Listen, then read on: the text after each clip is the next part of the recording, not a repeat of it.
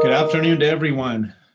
On behalf of the staff and faculty of Utah Valley University and the Center for the Study of Ethics, I would like to welcome you to our 27th annual Ethics Awareness Week. My name is Brian Birch. I am the director of the Center for the Study of Ethics, and I have the privilege of hosting today's inaugural session. Before we get started on the specifics, I just want to take a moment or two to express how pleased we are to be hosting this event amid all of the challenges we've been facing in connection to the COVID pandemic. This is the first event that we will have hosted exclusively online, and we just want to express our thanks and gratitude for everyone who has made this possible, from the technicians to our terrific board and staff of the Ethics Center, and to faculty across campus who have jumped in and organized the sessions of the week. We're doing a pared down version of our normal Ethics Awareness Week, which normally has around 20 different sessions. But given the online format and some other challenges, we're doing 11 events. All of them will be virtual, and every one of them is free and open to the public. So if you want to know what else is happening during the week, you can go to the Center for the Study of Ethics website. There's an easy link to the schedule of events, and that contains the access link for the YouTube Live portal. Our panel discussion this afternoon is entitled Civil Disobedience in the Age of Trump, and we're very pleased to have two scholars who have thought and written very seriously about this topic, and we want to have an engaging discussion with both them and our audience. So just a note to the audience, because we're doing this online and we're doing this through YouTube Live, we're going to be taking questions and comments via the live chat function within YouTube Live. So if you have a question or you have something you'd like to say, I'll be monitoring the live chat and taking up those questions to our moderators to the extent I can within our time frame. So I'd first like to introduce Dr. David Ragland. At the bottom of your screen, Dr. Ragland is one of the co-founders and co-executive director of the Truth Telling Project, and also the director of the Grassroots Reparations Campaign. David is a writer, a scholar, and an activist, and he's recently published a series on reparations in Yes magazine. He most recently taught at Pacifica Graduate Institute, and was inducted into Reverend Dr. Martin Luther King Collegium of Scholars at Morehouse College, a very prestigious honor. He served as a senior Bayard Rustin Fellow at FOR, which he can describe to us if he chooses, and as a board member for the Peace and Justice Studies Association. So David, it's an honor and pleasure to have you here. Hi, thank you. Our second participant is a colleague of mine and friend of mine, and someone who is known to the UVU community. That is Dr. Michael Minch, who is a professor of philosophy and a faculty member in the Peace and Justice Studies program here at UVU. His research focuses on conflict transformation and peace building, including areas such as negotiation, mediation, theories of violence, and reconciliation. He also works in political and moral theory, and in particular connections between democratic theory, peace theory, political ecology, and political theology. And he also serves as a member of the Religious Studies Committee here at UVU. So with those introductions in mind, we want to turn the time over to Dave and then to Michael. Each of them are going to present for roughly 15 to 20 minutes to help fertilize the soil and get some critical ideas out on the table given our topic. And then we will engage in some dialogue between us and take some questions from our audience members. So without further ado, Dr. Ragland. You know what, turn it Brian? over to, yeah. Dave and I talked a little bit about this before coming online together, and we thought it might be valuable if I went first. Oh, by all means, please. Yeah. Okay. So I thought I might begin saying just a few brief things about right-wing civil disobedience that is happening in the United States right now. And then turn to my own view about civil disobedience, and then David will have many things to say that I will have not said. And it's so good to be with you, David. Good to see you again. It's been a little while since I've seen you, so good to be with you. I made reference to right-wing civil disobedience, not conservative disobedience. And that is because as a student of conservatism and someone who teaches conservatism and writes about it, there's very much evidence that what is happening on the far right in the United States today is not actually consonant with historic or philosophical conservatism. It's more reactionary. It's if it's not actually fascism, it performs fascism. It's a strand of authoritarianism. It is many things, but probably not conservatism. In any case, those who often consider themselves conservatives and are certainly on the far right, who are now engaged in civil disobedience, are an interesting phenomenon to us in this country, because we tend to think of civil disobedience being a very progressive way of engaging in society and in our public sphere, to move things away from the way they are in terms of producing greater power for those who are already powerful, and rather bringing greater equality and justice to the marginalized, the disempowered, the dominated. But in this moment, we see no small amount of civil disobedience on the right as well. And in truth, Brian and I tried to secure someone who would speak as a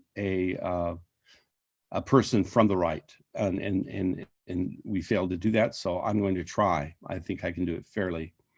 The first thing to say is, I believe that it is true that people on the far right in this country have long felt alienated, put upon, aggrieved, on the margins, not accepted, not understood. And that's been true for 3 or 4 or more decades, perhaps since the 1960s. But it is in the election of Trump and the lurch far to the right of the Republican Party that allowed Trump to become president that has given these persons a sense of opportunity, a sense of a safety in airing, in communicating their aggrievement. And there is some degree of triumphalism in it now as well. And so this has sort of taken the lid off of a lot of right-wing public performance, including some violence that has been repressed. And that aggrievement is now in the open. And I think that those of us who are on the left or the center left, people who can think of themselves as moderates or progressives or socialists, for example, ought to try to understand deeply and carefully this sense of aggrievement, and what has brought it about and why it exists. And of course, I don't mean by that we ought to blame ourselves. I only mean that we ought to try to understand it. I'm impatient with all the explanations of right-wing aggrievement that blames it on the left. I think that's a false analysis. But anyway, so those on the right who have long felt aggrieved and alienated from mainstream culture find now they have a tactical opening available to them. And they feel emboldened and enfranchised. And so I think we need to be very worried about this.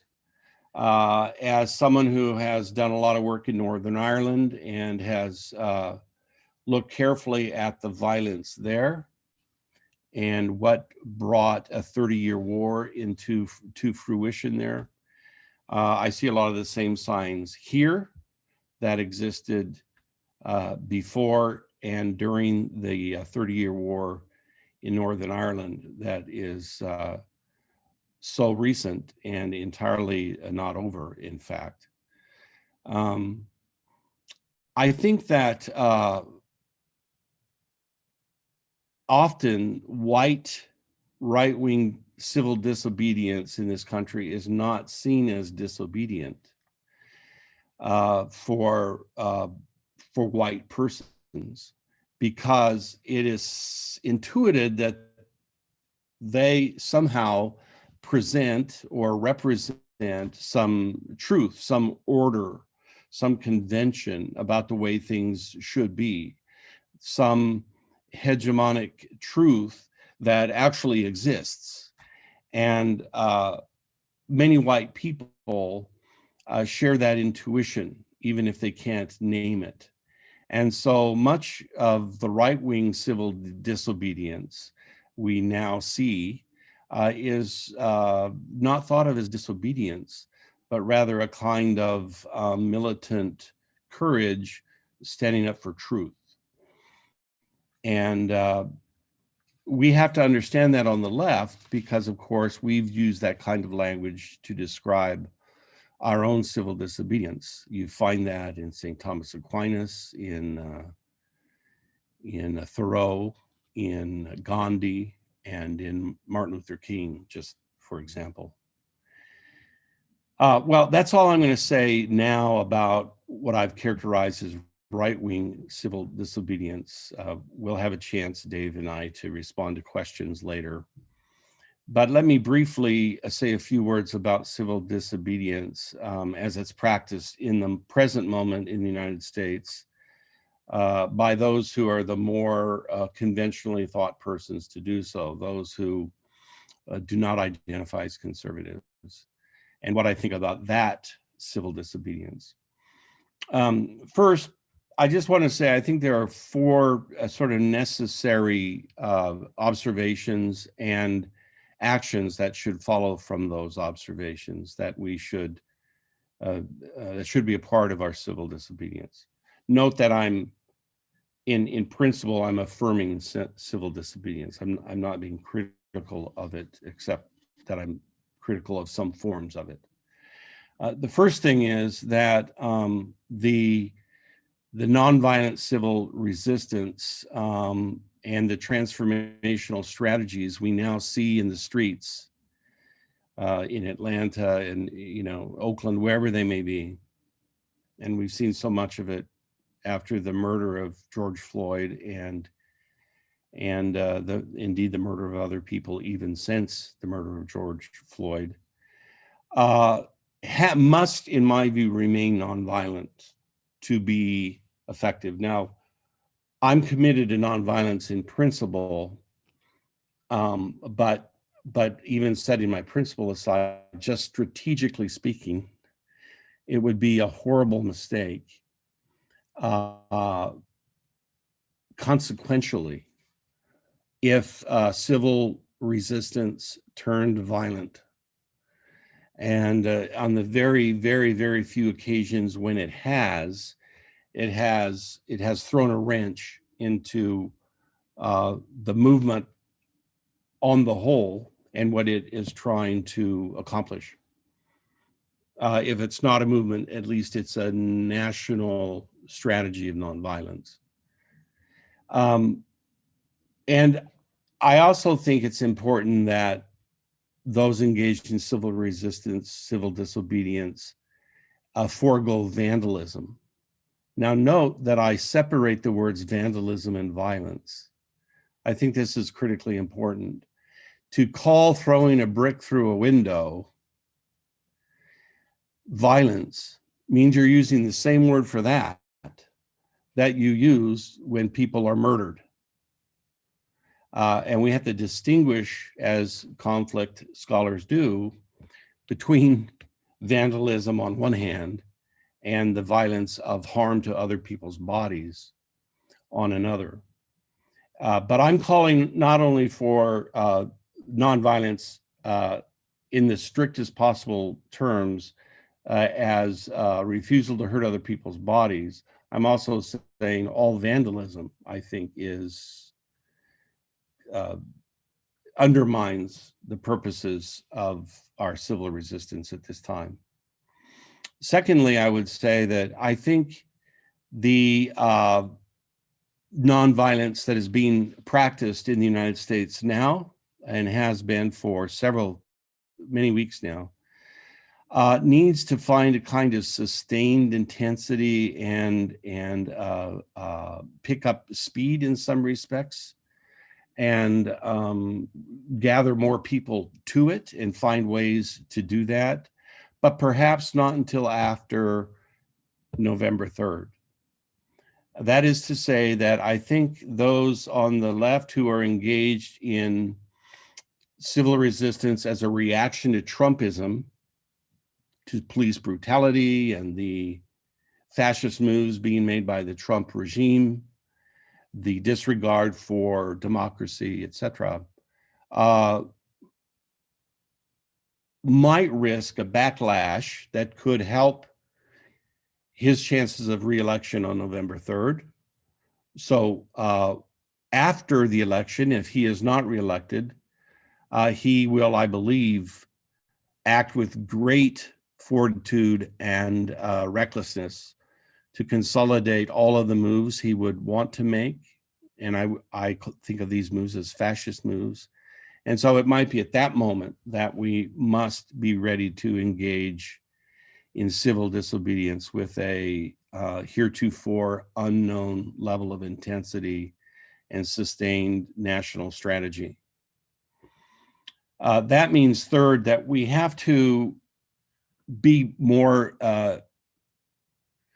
thoughtful and communicative with one another about, more strategic about our tactical objectives, what will get results.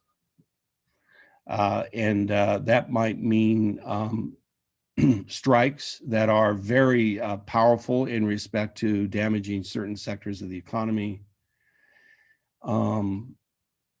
But, we have to ramp up our strategies of nonviolent civil resistance commensurate with the threat that we are under, just so long as the way it's done isn't counterproductive. And the fourth thing I'll say is that the civil resistance campaigns that need to coalesce into a national movement need to be about a definite set of issues so that are so powerfully communicated and so frequently communicated that everybody understands what it's about. It's about police brutality, the lack of just policing, but it has to be about Trump's anti-democratic tactics. It has to be about any number of things, that are being pursued and prosecuted by this administration with such nerve and such force that we must resist it and seek to transform it. And the last thing I'll say is we may have to stop a coup. That is, everyone listening to this now knows that Trump has made a number of statements at this point, which he has indicated quite straightforwardly. He does not necessarily intend to leave office if he loses the election. And there have been a number of Republicans around him in the Congress, and including the Attorney General, who have made equally worrisome claims. I understand he's assembling a vast army of lawyers to contest the election at every turn in every state where he's not declared the winner, with a kind of, again, a naked aggression and authoritarianism that our country will have never seen. And so since we must be ready to stop a coup, it's all the more important we have a thoroughly organized national unified strategy to do so, employing all of the things I've just said. And there's a vast literature of research. There's a vast research literature available to us to explain how to do this. And I could talk about that later.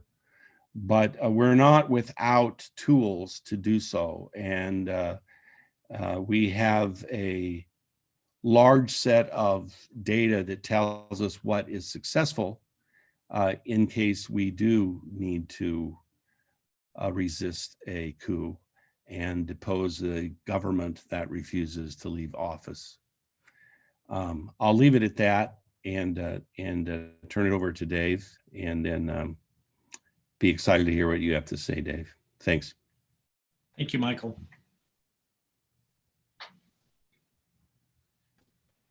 Thank you, Michael. That was really, I think, useful and I think supportive. And maybe, I think I'll start by sharing a little bit, and maybe even responding to and riffing off of some of what you offered, and I appreciate that.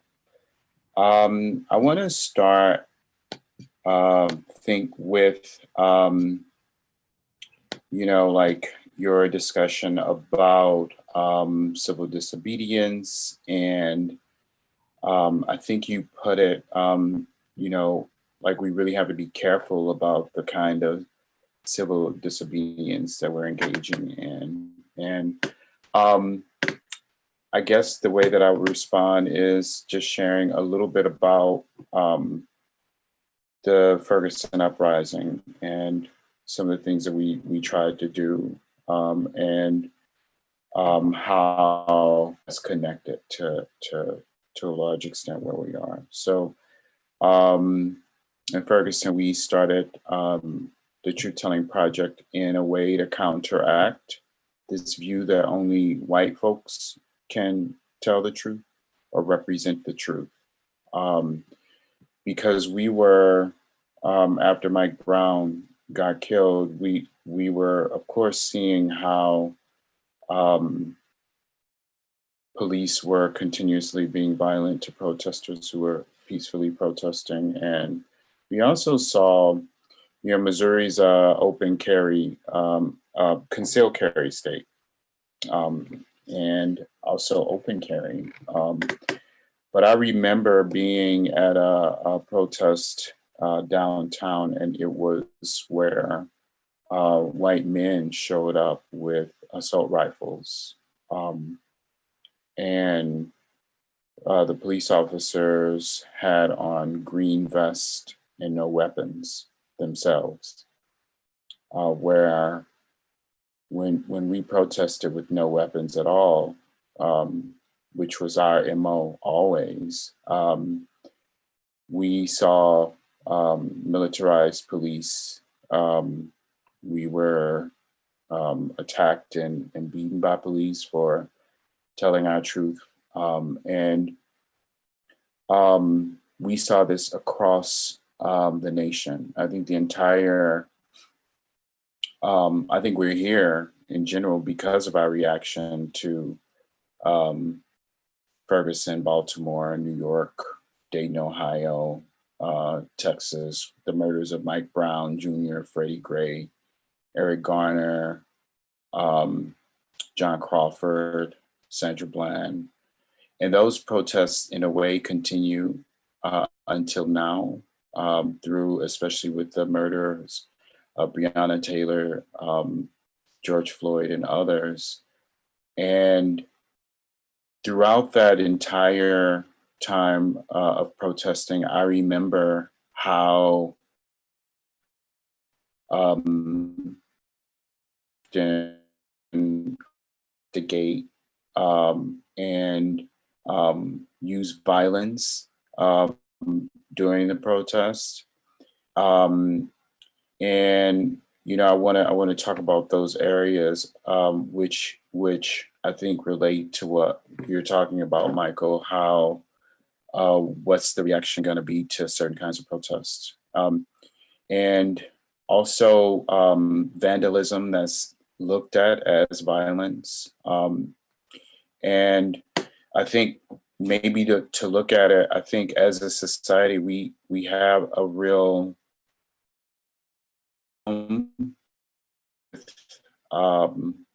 who actually is allowed violence and who's considered violent, and who we listen to, like, and whose stories actually impact and make us feel something. And so in our project, we really pushed for people who were telling their stories to just share about their life and just how normal these people killed by police were, and as a way to build empathetic links. And I don't know, I think that had an impact for some, maybe the people who were already feeling that way. But, I said that those protests continued until now because I think that we're now living out a backlash of those protests, in addition to protests to protect Indigenous land, the Me Too movement. I think we're living out a backlash to immigration, and we're in a large sense living out just this unfinished civil war that happened, that marked the end of slavery, at least formal slavery. And ever since then, there's been a backlash, like we saw it after Reconstruction, where the South regrouped and imposed Jim Crow, and Black elected officials were run out of town and murdered. We saw it during Jim Crow, where African Americans had bought thousands and actually even millions of acres of land after slavery, and that land was stolen. There's one story of, or many stories, but I was thinking of Isadora Thompson in Elaine, Arkansas, where he was ran off of his land because he actually owned and than his white neighbors. And so there's this continuous backlash that our protests still respond to. And I think at the root is this agreement that the white elite had with poor white people, working white people, that would say that at least you're more valuable than slaves, than Black people. And so when Black people are suddenly free, owning land, voting, starting businesses, there's this threat. And or in this current era of movements where so many people, different people are claiming their rights, and the narrative from even the Democratic focus on behind straight white working class men, then there continues to be lip service to this about whose life would always be more valuable, whose truth would always matter more. And so this historical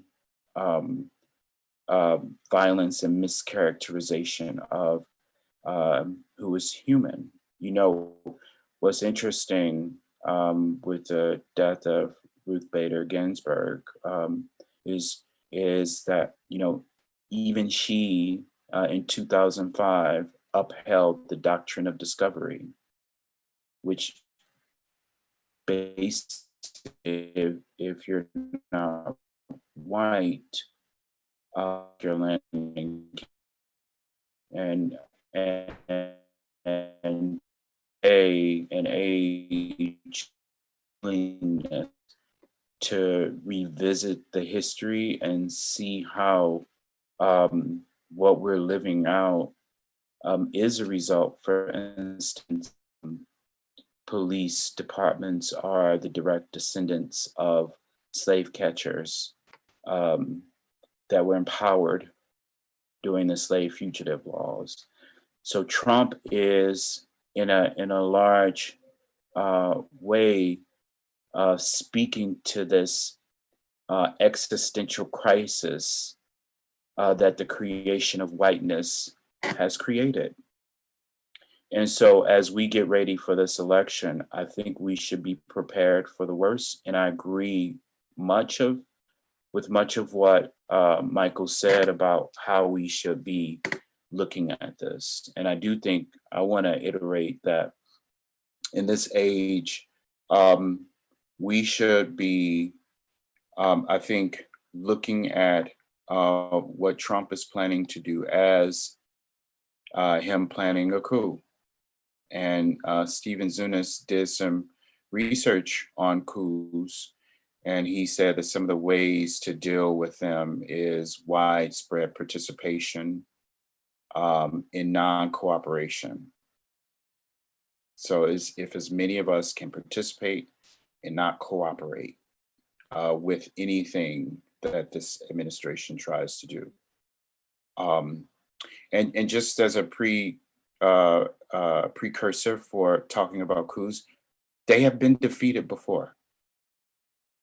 They all fall eventually. And so what we're dealing with is not new. And if you're Black or Indigenous or Latinx in this country, we've experienced fascist behavior from the white majority since we've been brought to this continent.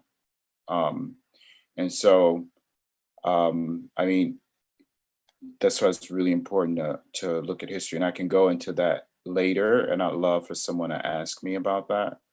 But back to Stephen Zunis, his research on coups basically say that it requires widespread participation in non-cooperation, coalition building, and discipline, whatever that looks like. And that could also look like if you are participating in civil disobedience, that you know who you're participating with, that you're able to communicate with people, expect for there to be disruptions in online, cellular, internet services. We can see the order around TikTok as indicative of what we might expect from the fascist Trump administration.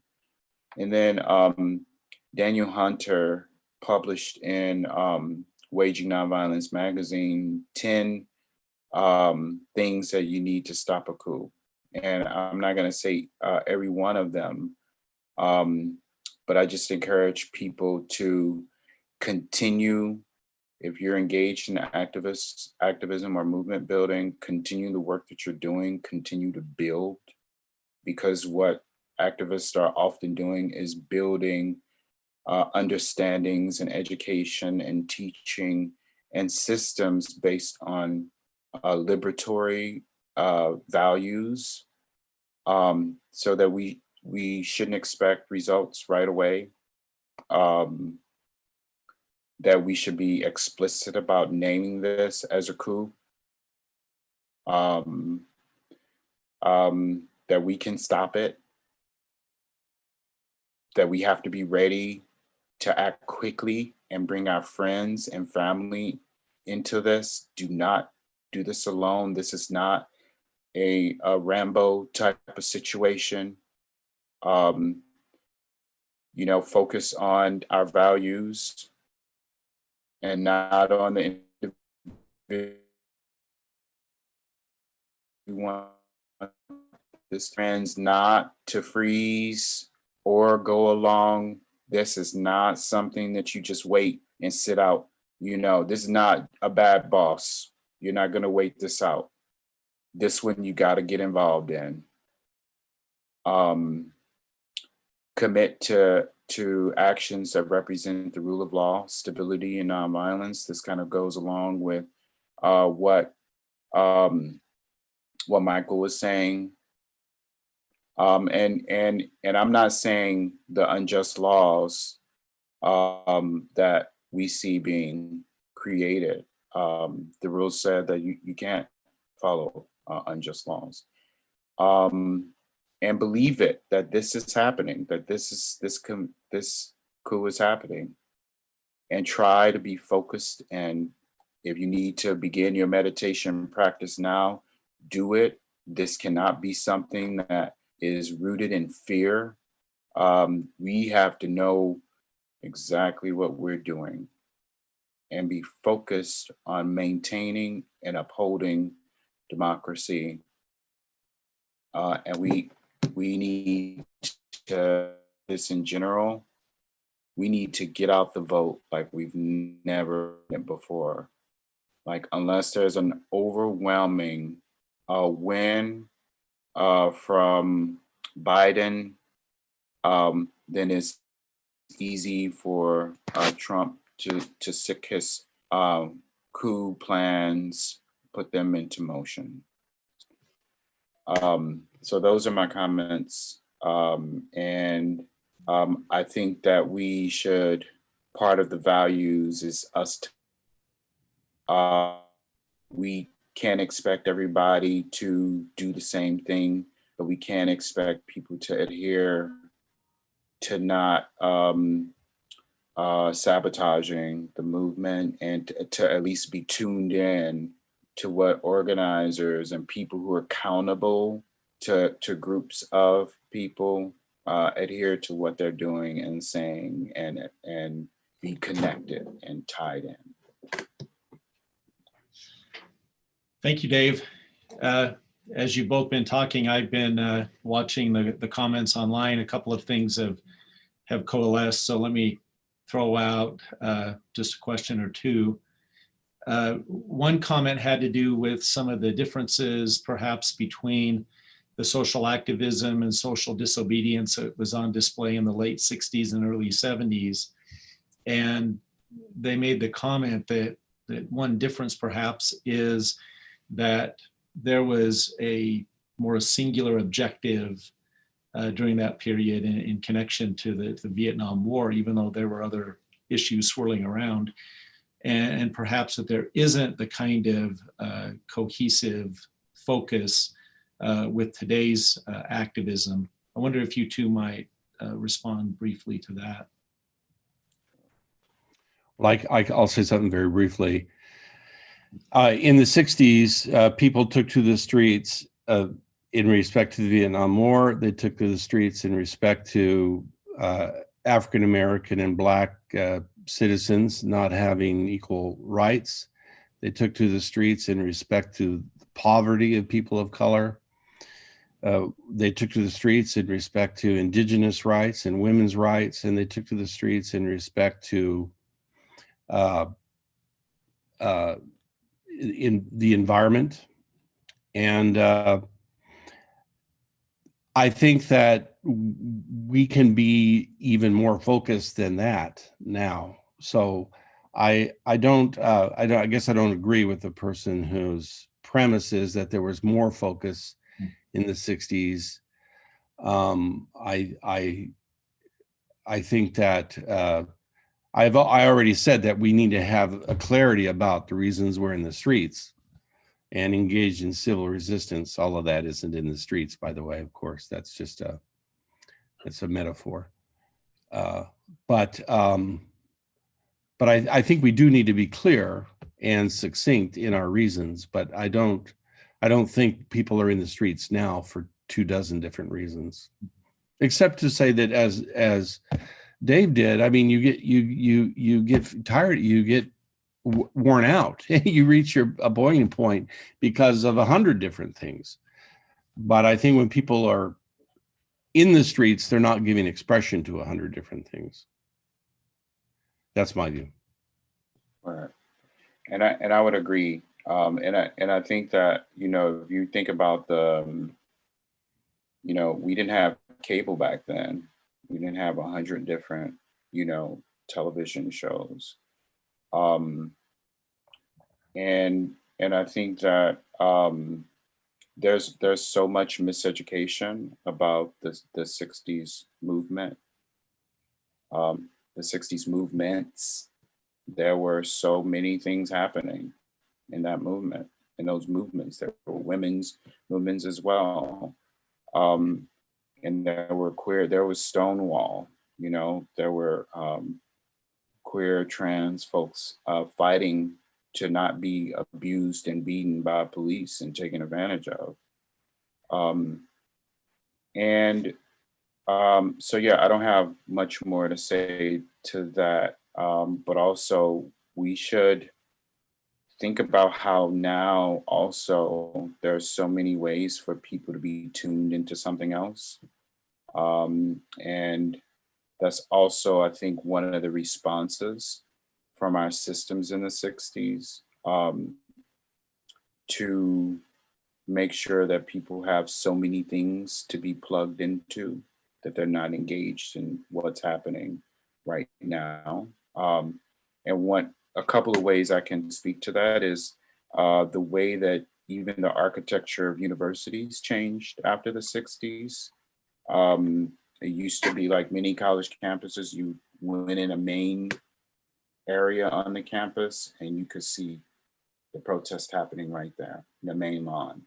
Now, on most campuses, you can drive straight in and get to your academic building. Or the way the streets have been widened to give access to military equipment and transportation since the 60s. Our entire infrastructure has been changed to deal with, in a large sense, civil unrest. And we think about Ferguson as one of the ways that they tested that. Brian, can I say something real quick? I fear something David and I both said may lead to a misunderstanding. Sure. If I can be brief. But Dave and I both are worried about Trump seeking to hold on to power, even if he's elected out of office. We worry about him not leaving office. That is to say, technically staging a coup. But what I want to also say is, and I did not do so earlier, is I think that even if Trump were to walk away from the office in the event that he were not reelected, or even if he were to win reelection, I think we're going to see white men in the streets with guns regardless. And so it doesn't have to arise to the level of a coup, that we're going to have to be prepared to engage in nonviolent civil resistance of a very acute and a strategic kind vis-a-vis actual direct violence by angry white men. I think we have to be prepared for that.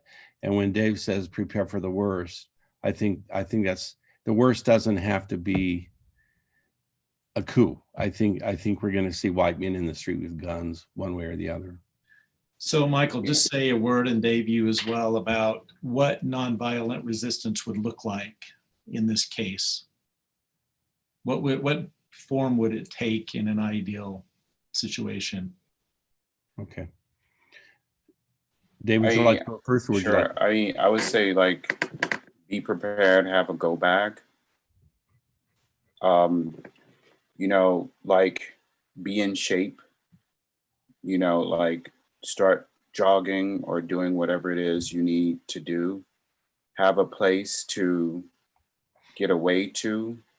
Those are some of the things that I'm sharing with communities. Like, you know, don't confront people. Live to struggle another day. And I personally don't be baited into a race war.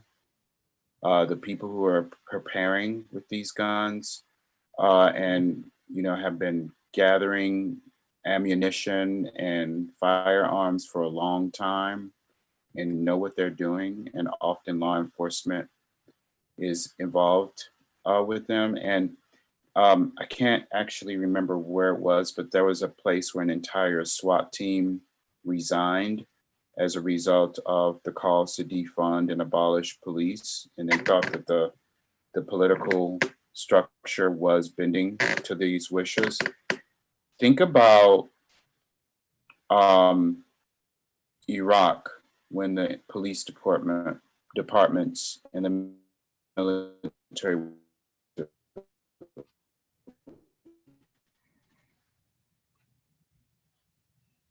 So we have the kind of extremity with right-wing ideology in ways that are intolerant, and people with weapons. So make an escape plan.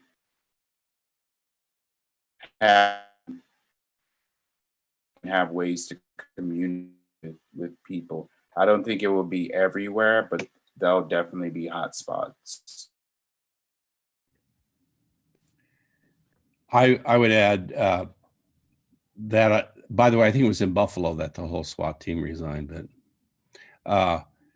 I would add two additional things. One is I think that the most effective use of civil resistance is to gravely destroy or at least disable certain sectors of the economy that are absolutely necessary. And so, you know, if all the ports, for example, were shut down for like 3 days, that would bring our economy to its knees.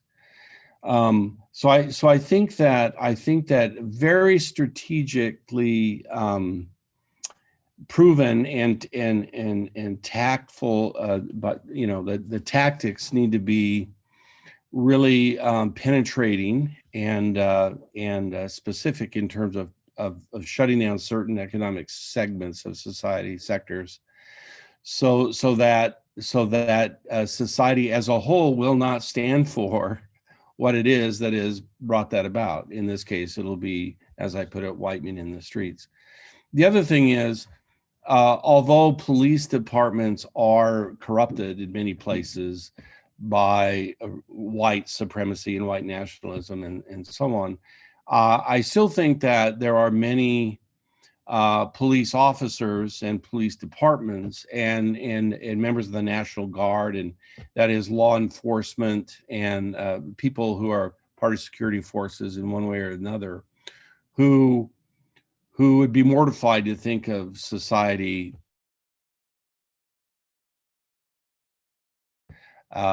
in this way. And so, as in all successful nonviolent strategies that for example, resist and overthrow a coup. There are those people, members in most countries as members of the military. Here it may be primarily police officers, but also it may be members of the National Guard, to whom we give direct appeal for them to choose the right side, to be on the right side of history here. And they know they have friends and relatives and sisters and brothers and people they care about who are on the streets too. And so I think Dave is right that there will be people, the people who I worry about, who will be in the streets with guns. They know how to use those guns. They've been trained with them. They're not afraid to use them.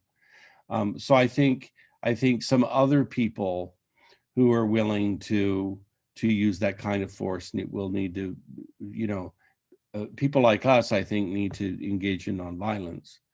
And I would want everyone to be nonviolent, obviously enough. But I think people in police forces and security forces need to stand up too. I mean, like when National Guardsmen made sure that a little girl could walk into a school. They stood there with rifles and and said, no, she's going to actually go to school here. And that kind of display of national fortitude might need to occur. And let me just say one more thing. I think that's so spot on, that we should, in civil society and those who aren't trained in military, we should be monitoring as much as we can. If you can identify people and take pictures and, videoing with your phones, like, watch what's happening. That's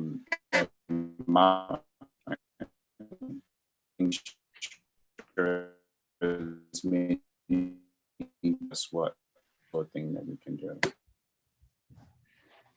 Let me pose one more question to you, if I can. There's been a lot of discussion, obviously, about this concept of defunding the police and exactly what that means. And so I think it would be helpful for our students and others if you could speak to that issue. And also perhaps something along the lines of best practices for law enforcement. Connected with that is the idea that there is a military model that our police departments, right, have functioned around, and that it's time perhaps to rethink that whole model in connection to a more holistic approach to law enforcement. So could you speak to that for just a minute or two? I think it would work. Sure. So the areas around defunding the police, which I've written about the history of policing as emerging, the modern policing comes from the Fugitive Slave Act, empowering essentially go and find escaped enslaved Africans and return them. The way in which the police officers in cities around the US look like occupying forces to those communities. And so it's not necessarily that you need, more Black or brown or indigenous people to police you. It's just that the entire, as a police officer, your primary training is people. And you have training on, say, nonviolence, de-escalation, then the way that you essentially behave when you encounter people in communities are going to be violent. Ontology that's rooted in viewing Black and brown not less human, that's deeply problematic. And so part of the problem also is from the political realm, where politicians have used and played on white people's fear of Black communities and non-white communities as being more violent than their own communities. And so there are explicit choices that police departments and law enforcement have made to police non-Black persons, non-white persons, and non-white communities in ways that defy reason and logic. So for instance, zero tolerance policy emerged from school shootings like at Columbine, but yet zero tolerance policies were applied in Black and brown schools that didn't have the single shooter type of incidents and put metal detectors and school resource officers in those schools, um, for instance, or police officers in those schools. And so those are some of the mismatches of the policy that impacted people's realities.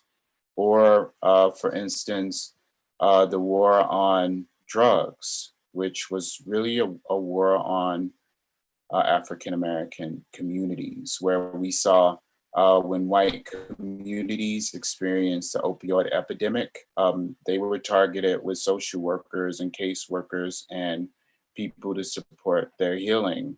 During the crack epidemic, our communities were ransacked by police officers. And so all of those things help to reinforce and reinvigorate a deeply militaristic policing force in Black communities that often respond to us using or in ways that only speak to the technology they have. The technology they have is to kill and hurt and maim. And so that's what they use. And we saw this with the increased kinds of military weapons being used by police forces that came with the introduction of SWAT forces. And then also the military transfer of weapons into local police forces, where the military used local communities to actually house military weapons and as a way to get rid of surplus military weapons. So when we say defund the police, we're talking about defunding spending on war and violence and weapons, and fund education, and fund people like social workers, psychologists, therapists, people who de-escalate violence, as opposed to funding police as this kind of blunt instrument to deal with our communities. Thank you, Michael. We have just 2 or 3 minutes.